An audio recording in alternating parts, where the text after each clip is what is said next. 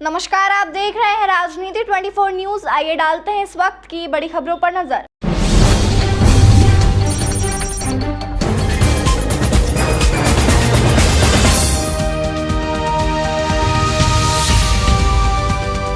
Ward 44 की BJP से पार्षद निशा देवलिया का निर्वाचन शून्य घोषित हुआ। वहीं कांग्रेस से नंदिनी पिंटू मिश्रा विजय घोषित हुई। न्यायाधीश मुकेश नाथ का निर्णय। पार्षद नंदिनी मिश्रा ने नगर निगम के चुनाव लड़े थे। चुनाव में बहुत कम वोटों के अंतराल से हार जीत हुई थी, जिसके चलते न्यायालय में 16 महीने के बाद नंदिनी मिश्रा की आज जीत हुई एवं उन्हें न्यायालय द्वारा विजय घोषित किया गया। वहीं बीजेपी पार्षद द्वारा चुनाव आयोग को गलत जानकारी देने के कारण उनका निर्वाचन निरस्त किया गया। जब संवाददाता द्वारा चर्चा की गई तो नंदिनी मिश्रा के पति पिंटू मिश्रा ने बताया कि उनकी पत्नी नंदिनी मिश्रा ने नगर निगम के चुनाव लड़े थे। चुनाव में बहुत कम वोटों के अंतराल से हार जीत हुई थी। जब हमें लगा कि इतना विरोध होने के बाद दूसरा व्यक्ति कैसे जीत गया, तब हमने सूचना के अधिकार में भरे गए शपथ पत्र की आरटीआई लगा के शपथ पत्र निकाला तो पता चला कि पत्र में दी गई जानकारी झूठी, गलत व असत्य जानकारी देकर जनता को गुमराह किया गया। 16 महीने में हमने जीत हासिल की है। मैं प्रशासन का और न्यायालय का आभार व्यक्त करता हूं कि उन्होंने निष्पक्ष जांच कर हमें इंसाफ दिलाया। हमने जो याचिका लगाई थी न्याय के बल पर लगाई थी और न्याय की जीत हुई है। इसमें सबका सहयोग भी था और जीत भी हुई, सबका भी। चुनाव हुए थे नगर निगम के, उसमें मेरी धर्मपत्नी ने चुनाव लड़ा था, नंदिनी मिश्रा जी ने। चुनाव बहुत कम वोटों के अंतराल से हार जीत हुई थी, तो हमें ऐसा लगा, ऐसा महसूस हुआ कि आखिर इतने कम वोटों में इतनी विरोध होने के बाद भी पार्षद का कैसे वो जीत गई।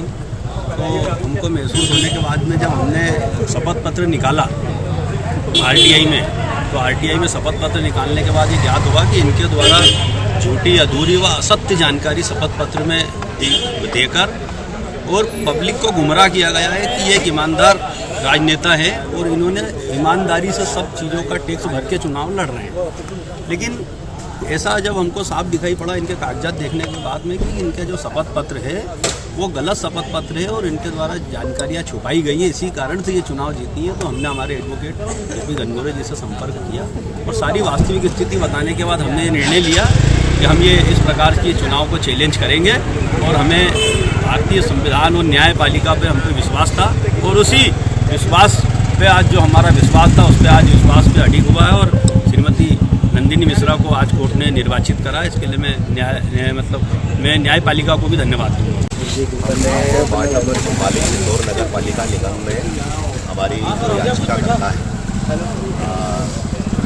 श्रीमती नंदिनी मिश्रा जी, इनकी ओर से एक याचिका माननीय न्यायालय में पेश की थी, माननीय जिला न्यायालय में, और इस आधार पर पेश की थी कि जो शपथ पत्र एक आवश्यक अंग है निर्वाचन का और उस शपथ पत्र में जो भी जानकारी दी जाना चाहिए वो जानकारी सही दी जाना चाहिए, उसमें कोई जानकारी छुपाना नहीं चाहिए और अगर एग्जैक्ट जानकारी नहीं दी जाती है तो ये एक प्रकार का डिस्क्वालिफिकेशन है। और ख़ास करके उस मामले में यदि 1 साल से ज़्यादा यदि आपका संपत्ति कर अगर बकाया है और 6 महीने का यदि विद्युत मंडल का अगर आपका बकाया है और ख़ास करके उम्मीदवार का खुद का, तो उसको जो है ये डिस्क्वालिफिकेशन की श्रेणी में आता है। मध्य प्रदेश नगर पालिका निगम अधिनियम जो है वो क्लियर कहता है कि कोई भी उम्मीदवार यदि उसके ऊपर कोई कर बकाया ना हो तो ही वो जो है इसके लिए योग्यता धारण करता है, अदरवाइज उसके लिए डिस्क्वालिफिकेशन है और ये जो है उसका जो है शुद्ध होने का एक बहुत महत्वपूर्ण आधार है।